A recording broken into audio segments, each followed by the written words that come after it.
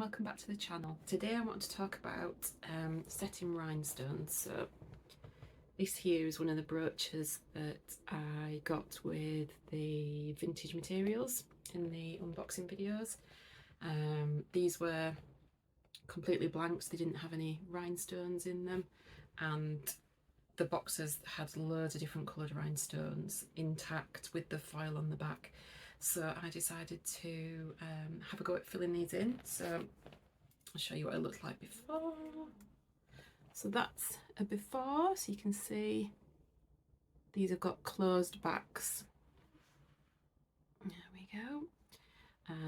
And then that's what it looks like afterwards with the brooches set in, the rhinestones set inside. So you can't see anything on the back because they're closed, and then you've just got your rhinestones on the outside.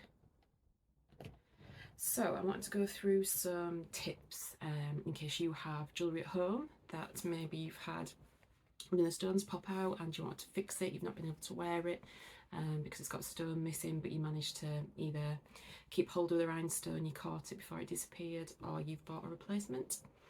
So one of the first things to talk about is different types of rhinestones. So you can get rhinestones that have got a flat back, or you can get rhinestones that have a pointed back.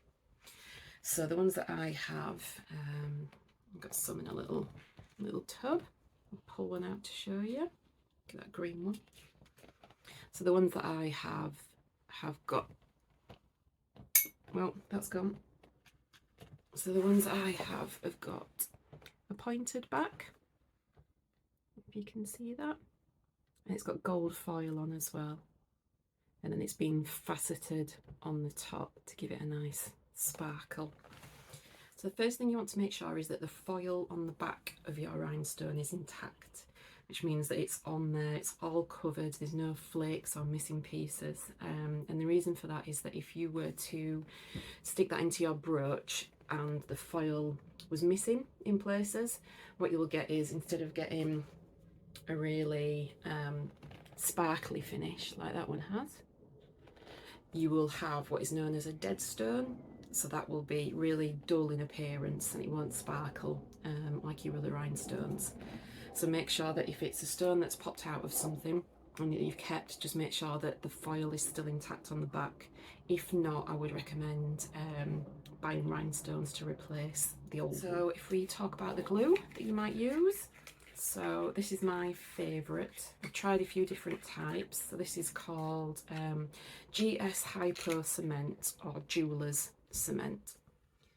So you can buy this on eBay, Amazon, most places, and it comes in a tube like this. I think it's a 9mm tube. And all you do is, and I usually roll from the bottom as I'm using it, just to push everything up to the top, and it forces any air out as well. Now the great thing about this glue is it has a precision tip on the top. So you can see there's a metal tip with a little hole at the end, and this is fantastic for being able to get into really tight areas, really small spaces. So when you think about setting rhinestones, if you look, some of these are a lot smaller than others, and the points, the precision point, enables you to get right down inside those points.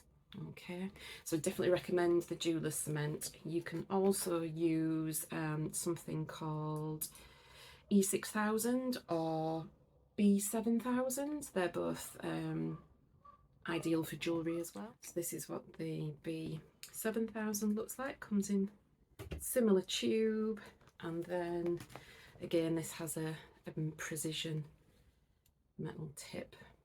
It's a tad larger than the Jeweller's Cement, so it might be better for larger pieces of work.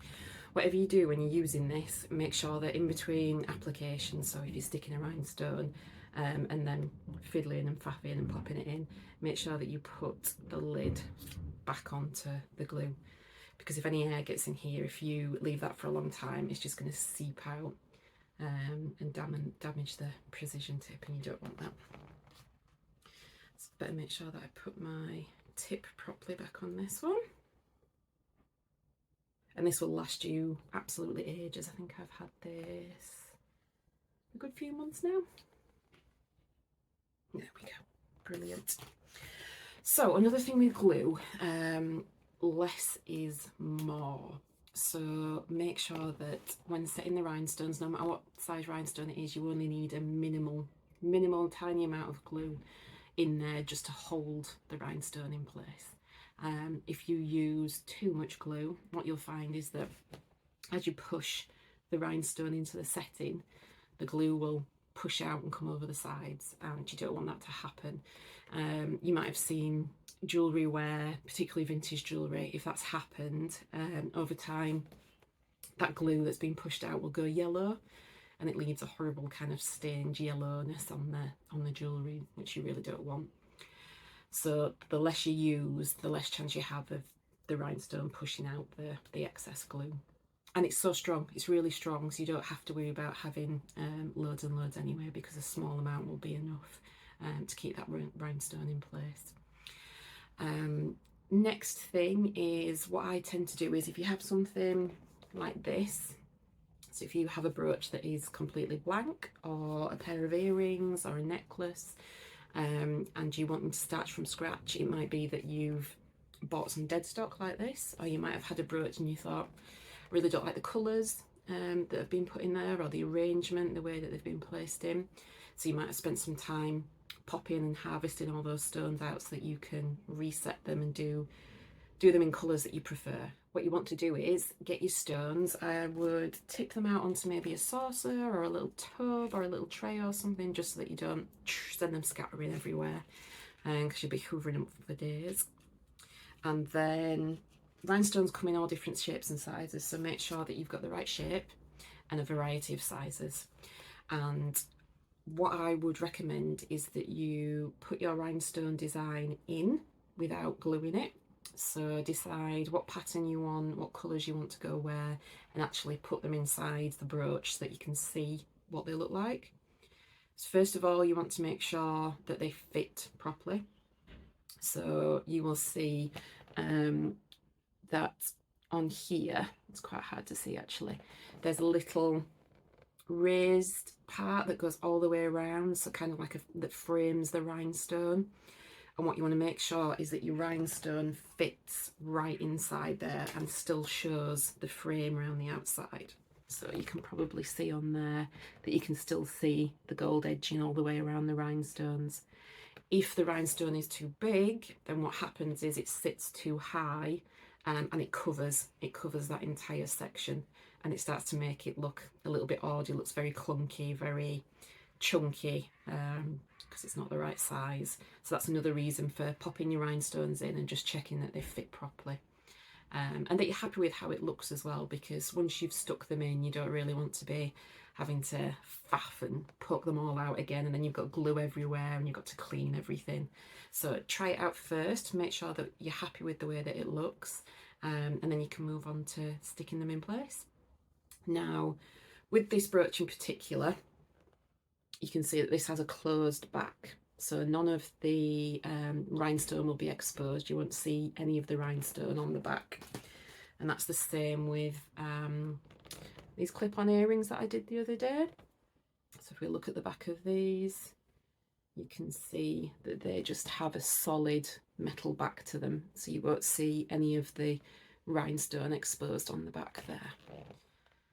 So in those cases, what I would do is I would get my precision tip and I would put just a little amount of glue right in the bottom, and then pop your rhinestone in. You can either pick them up with your fingers, or if you struggle, like me, I struggle sometimes with my joints, you can get tools that will pick the rhinestones up. They've got like wax or tacky ends to them, and they'll pick the stones up for you, and then you can use that to lift the stone, place it where you want it, and then use your finger just to give it a little nudge and a poke, just until you've got it exactly where you want it. What you want to do is take your time and make sure that every rhinestone is set carefully and it's in the right place. And then once you have all your rhinestones in, I would advise that you leave it for probably around at least 24 hours, if not 48 hours, just to make sure that the glue has cured and everything is completely set in place. After 48 hours, check it over, give it a little shake, turn it upside down, make sure that nothing falls out, and then you are ready to go.